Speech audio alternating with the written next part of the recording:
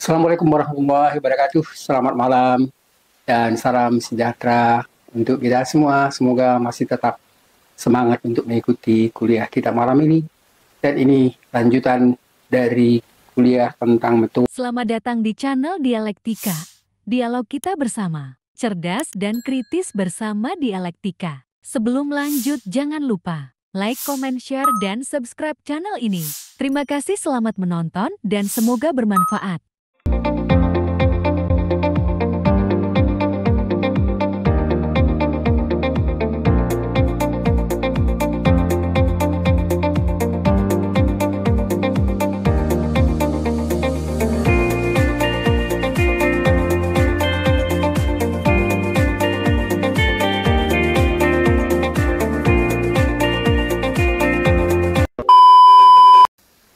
Assalamualaikum warahmatullahi wabarakatuh. Selamat malam dan salam sejahtera untuk kita semua. Semoga masih tetap semangat untuk mengikuti kuliah kita malam ini. Dan ini lanjutan dari kuliah tentang metode analisis wacana. Kalau sebelumnya kita jelaskan tentang analisis wacana dari Van Dijk, sekarang kita mengemukakan contoh dan pembahasan tentang analisis dari salah seorang yang terkenal juga dalam menjelaskan tentang analisis wacana itu dari seorang ahli yang namanya Norman Pearlog. Teman-teman sekalian, Norman ini adalah seorang ilmuwan ahli bahasa dan sosiolinguistik asal Inggris yang lahir pada tahun 1 Agustus tahun 1941.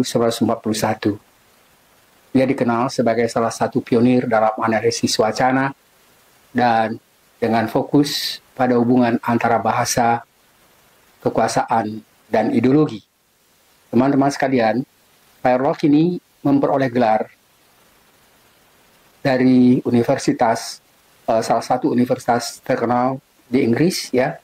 Dia memperoleh PhD dari Universitas Lancaster dan kemudian mengajar di berbagai institusi, termasuk ya di lembaga. Dia memperoleh PhD dan juga di Universitas Aberystwyth. Teman-teman sekalian, karangan karya-karyanya sebenarnya cukup banyak, tapi kita coba hanya menjelaskan di sini, terutama sekali buku yang termasuk kita bahas seperti Language and Power, dan kemudian Discourse and Social Change, dan lain-lain. Teman-teman sekalian, di sini kita mengembangkan pendekatan analisis wacana kritis yang dikemukakan oleh yang bersangkutan, dan sebelumnya kita sebenarnya sudah menjelaskan beberapa hal yang bisa kita teliti, dan teman-teman sekalian, saya akan mencoba kembali lebih melengkapi tadi apa yang dikemukakan pada kuliah sebelumnya tentang Van Dijk, dan kemudian waktu kita membahas tentang Van Dijk itu kita katakan sebenarnya lebih contohnya itu pada ya analisis politik. Sebenarnya bukan hanya analisis politik saja yang bisa dilakukan pada setiap ya metode yang kita sebut tadi sebagai metode analisis wacana, tapi memang salah satu yang paling dan banyak menarik itu adalah masalah politik. Yang kedua juga sebenarnya bisa analisis berita, dan berita itu sangat luas sekali. Anda bisa misalnya temukan dari mana saja. Dan yang ketiga adalah misalnya analisis pendidikan. Teman-teman sekalian, kalau Anda misalnya melakukan analisis pendidikan, Anda bisa mencoba untuk menganalisis misalnya satu mata kuliah atau materi yang disampaikan oleh dosen di salah satu perguruan tinggi, dan kemudian Anda bisa menganalisisnya apakah memang materi itu adalah materi yang lama, tidak begitu relevan dengan kondisi sekarang, atau misalnya Anda mencoba untuk melihat bahwa bukan hanya misalnya satu ya mata kuliah yang Anda anggap bahwa itu hanya pengulangan masa lalu dari ilmu pengetahuan yang sebenarnya tidak begitu relevan dengan kondisi sekarang, atau memang ya Anda bisa menemukan bahwa ada satu pendidikan yang sebenarnya sangat sesuai dengan konteks kekinian.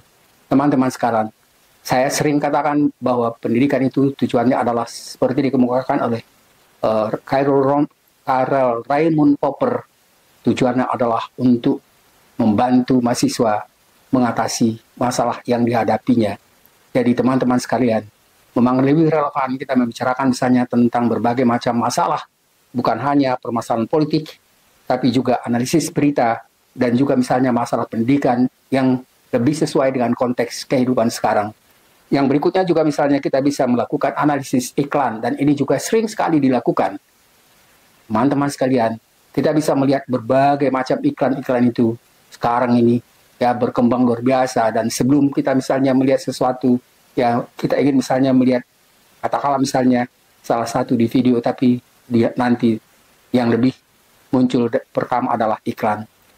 Analisis iklan ini juga adalah analisis sering sekali digunakan dengan menggunakan metode apa yang kita sebut tadi dengan metode analisis wacana.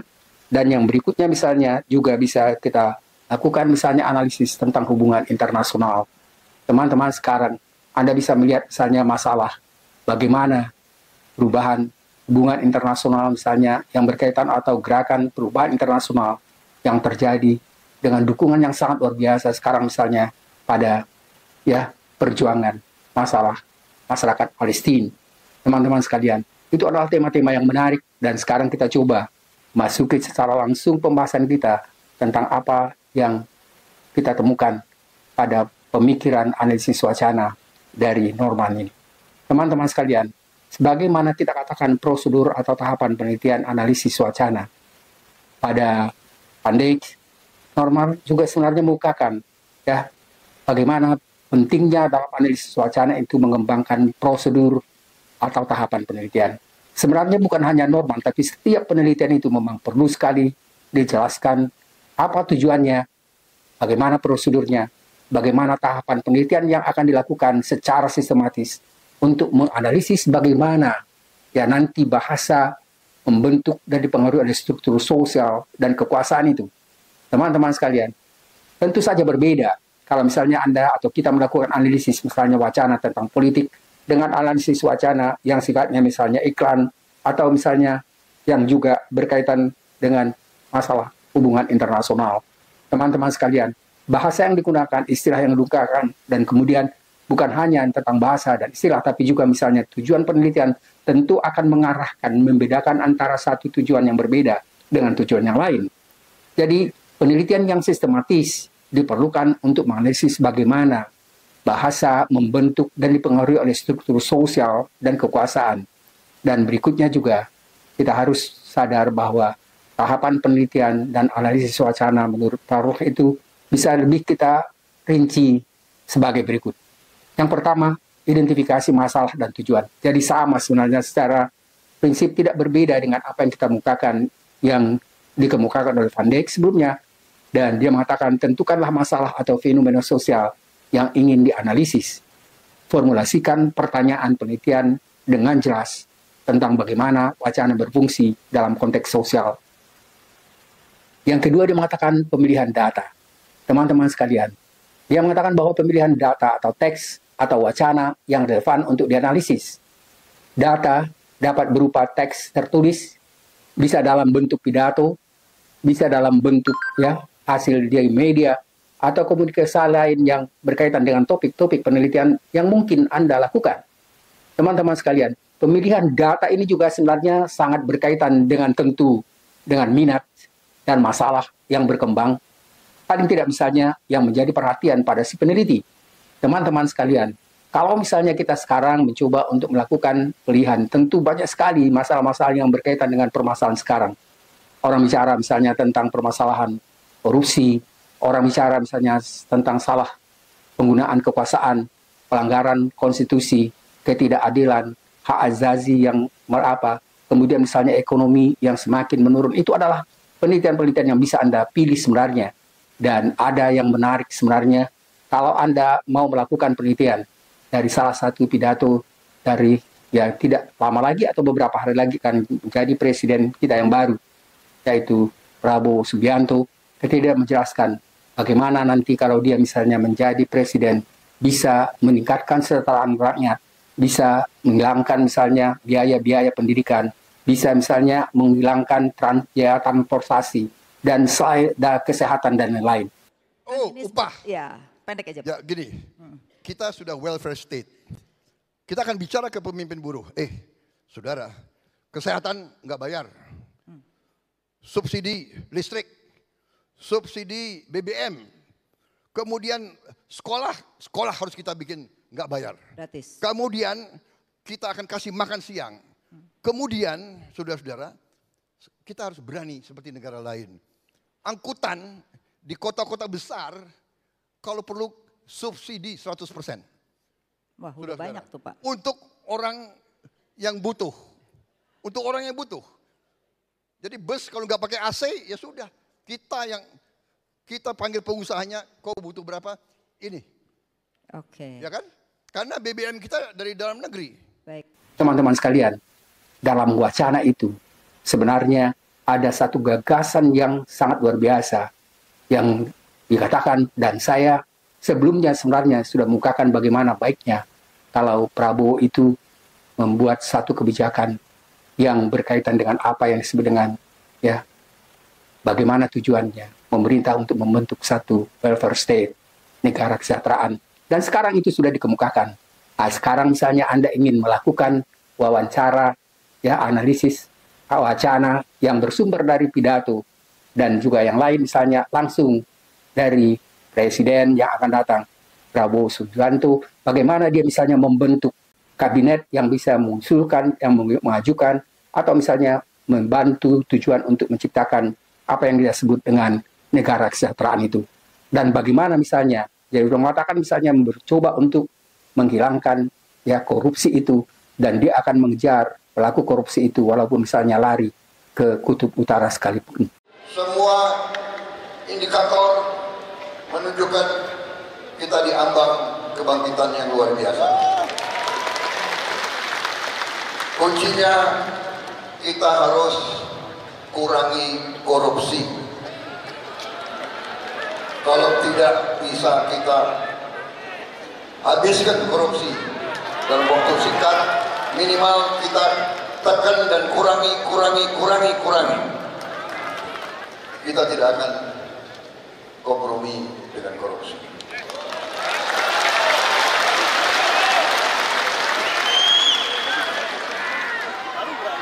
Mungkin saya akan cek kembali anggaran. Saya akan sisihkan anggaran khusus untuk pemberantasan dan pengejaran koruptor-koruptor itu.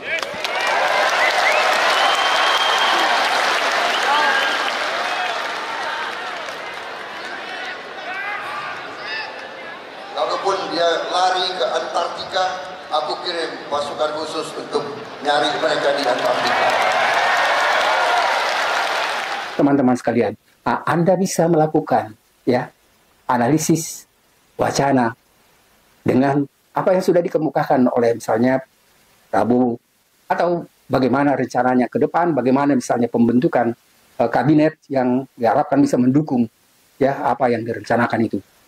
Jadi tadi saya katakan itu termasuk pada pemilihan data. Yang berikutnya adalah deskripsi wacana. Jadi kalau misalnya Anda sudah atau kita sudah melakukan katakanlah misalnya wawancara atau analisis terhadap teks, maka analisis struktur dan bentuk wacana secara mendetail, secara rinci harus Anda kemukakan.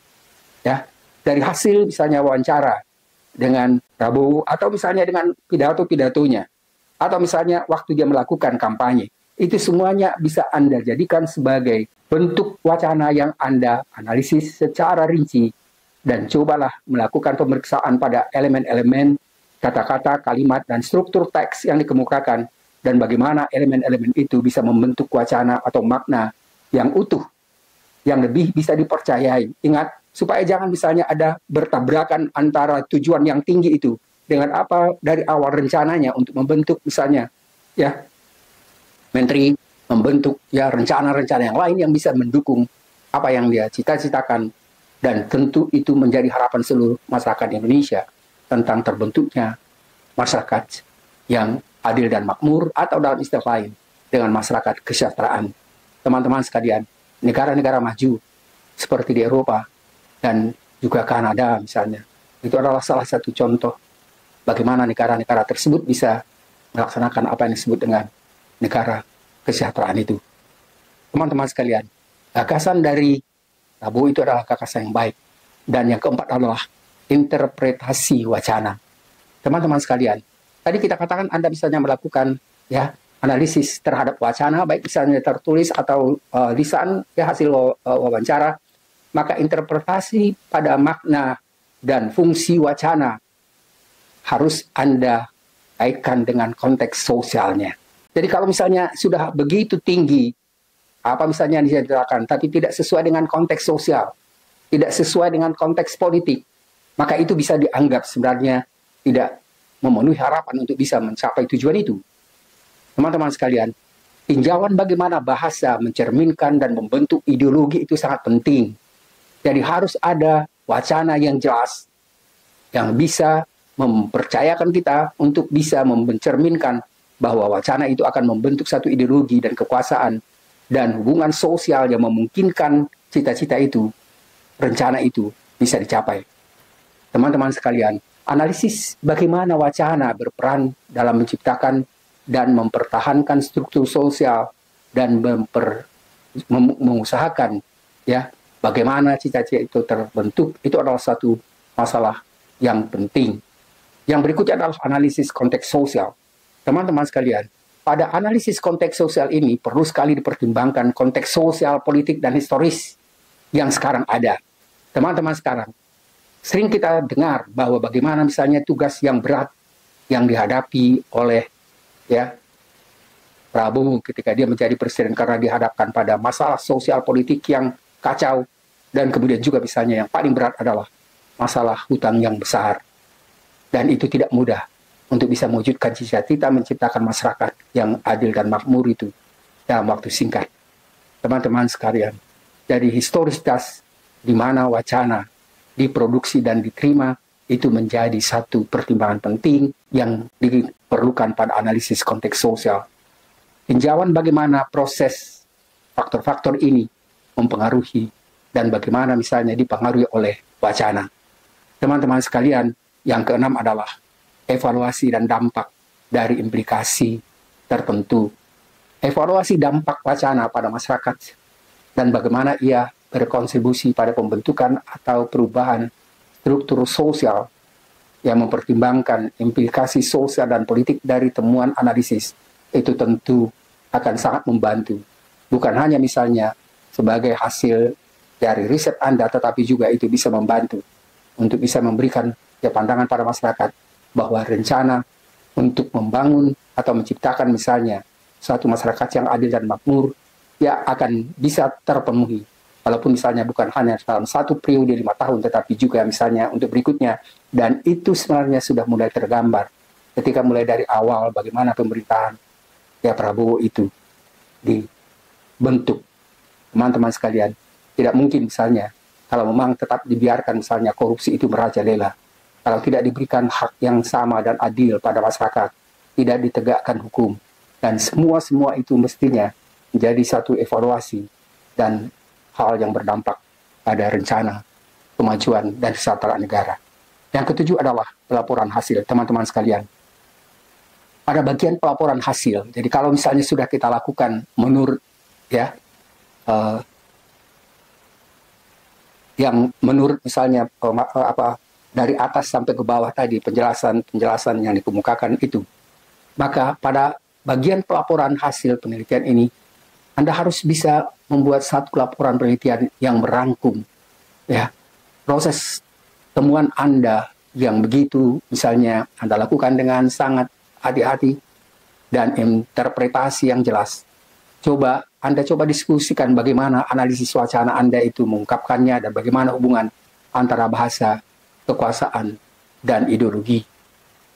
Teman-teman sekalian, ada bagusnya sebenarnya ketika Anda punya sebenarnya teman yang memang memahami masalah-masalah yang Anda teliti misalnya, berikan dialogkan dengan beberapa teman tentang apa kritik mereka terhadap Anda yang atau hasil analisis Anda itu, dan mudah-mudahan juga bisa memperkuat kontribusi Anda dalam hasil penelitian itu. Mudah-mudahan juga misalnya itu menjadi satu hal yang bisa membantu pemahaman dan bagaimana misalnya fenomena sosial yang Anda teliti itu. Teman-teman sekalian, jadi Norman Verloc itu dia adalah ya mencoba menggabungkan analisis linguistik dengan teori sosial untuk memahami bagaimana wacana berfungsi dalam konteks sosial. memahami masalah linguistik atau bahasa dengan teori-teori sosial untuk memahami bagaimana wacana berfungsi dalam konteks sosial yang lebih luas, serta bagaimana ia berperan dalam praktik sosial dan hubungan dengan kekuasaan. Teman-teman sekalian, kita sudah melihat misalnya bagaimana aplikasi analisis wacana itu pada bagian awal perkuliahan kita, dan kemudian pada bagian ini adalah beberapa contoh analisis wacana dalam berbagai macam hal. Tadi sudah saya katakan misalnya pada analisis politik, pidato, politisi, dan teman-teman sekalian. Tadi sudah kita katakan bahwa ini sebenarnya adalah tema yang sangat sering sekali menarik perhatian. Dan teman-teman sekalian, saya akan mencoba sebenarnya nanti di dalam bagian awal itu menjelaskan salah satu tujuan yang awal tadi kita jelaskan bagaimana misalnya Prabowo menjelaskan rencananya untuk menciptakan masyarakat yang adil dan makmur, yang dia sebut juga sebagai apa yang disebut dengan negara kesejahteraan. Prinsip negara kesejahteraan itu sebenarnya sudah dikemukakan juga oleh Wakil Presiden pertama kita, Dr. Muhammad Hatta, dan beliau adalah seorang ahli ekonomi dan belajar di Belanda. Dan ketika itu, tahun-tahun itu adalah tahun mulai dibicarakannya tentang apa yang disebut dengan negara kesejahteraan. Teman-teman sekalian, Anda bisa sedikit memperoleh data atau penjelasan tentang negara kesejahteraan itu dalam salah satu video yang sudah saya buat beberapa waktu yang lalu, dan itu secara khusus sebenarnya menjelaskan tentang negara kesejahteraan dan bagaimana mestinya Prabowo menciptakan atau merencanakan terbentuknya satu masyarakat yang kita sebut tadi, masyarakat yang sejahtera atau negara kesejahteraan. Teman-teman sekalian, saya tidak akan mengulangi lagi tentang apa-apa yang bisa dikatakan tadi, apa tema-tema yang bisa diteliti, misalnya analisis berita tentang permasalahan pendidikan, tentang masalah politik, tentang masalah kesehatan, tentang masalah periklanan dan pemasaran, tentang hubungan internasional. Teman-teman sekalian, itu adalah bagian-bagian yang sebenarnya atau tema-tema yang menarik yang bisa dilakukan untuk diriset selama Anda memiliki tugas atau rencana untuk melakukan penelitian yang sifatnya menggunakan metode analisis wacana. Teman-teman sekalian, metode analisis wacana ini banyak sekali digunakan, terutama sekali bagi mahasiswa yang mencoba untuk melakukan risetnya tapi lebih tertarik untuk menggunakan metode-metode yang sifatnya kualitatif dan bukan kuantitatif.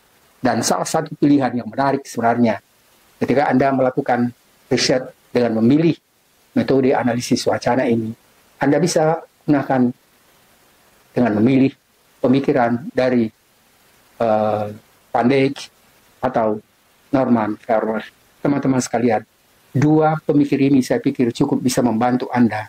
Dan tadi sedikit saya jelaskan bahwa dia adalah seorang ahli linguistik Inggris yang lahir pada tahun 1941. Dan dia dikenal sebagai salah seorang yang berhasil memberikan pemahaman bagi kita tentang analisis wacana ini. Tadi saya sudah kemukakan juga misalnya tentang bukunya yang saya gunakan juga sebagai bahan di sini, yaitu Language and Power and Discourse and Social, dan perubahan sosial, wacana dan perubahan sosial. Teman-teman sekalian, dia mengembangkan pendekatan analisis wacana kritis ini, dan kemudian bagaimana misalnya Anda atau kita bisa menggunakan hasil yang dilakukan oleh penulis ini dan kontribusinya kepada masyarakat sekarang ini. Bagaimana kita bisa menggunakan metode analisis wacana untuk memahami berbagai macam permasalahan yang berkembang sekarang di depan kita. Teman-teman sekalian, dua tokoh besar yang kita kemukakan dalam pembahasan tentang metode analisis wacana ini, saya pikir sudah cukup bisa membantu kita kalau misalnya memang ada niat untuk melakukan riset yang berkaitan misalnya dengan analisis wacana. Terima kasih atas perhatian teman-teman sekalian, dan mudah-mudahan ada manfaatnya dan Anda bisa lebih memperdalam sebenarnya tentang analisis wacana ini ketika Anda misalnya benar-benar mau menerapkan penelitian dengan menggunakan metode analisis wacana. Jika Anda merasa apa yang saya ucapkan, kita diskusikan pada malam ini masih kurang, tapi memang saya mencoba untuk memberikan semua metode-metode yang ada dalam lingkup metode kualitatif. Saya mencoba untuk menjelaskannya secara agak ringkas tapi jelas dan mudah-mudahan bisa diterapkan tanpa menimbulkan kebingungan. Terima kasih, selamat malam. Assalamualaikum warahmatullahi wabarakatuh. Semoga ada manfaatnya. Info lebih lanjut hubungi nomor di bawah ini. Terima kasih dan sampai jumpa.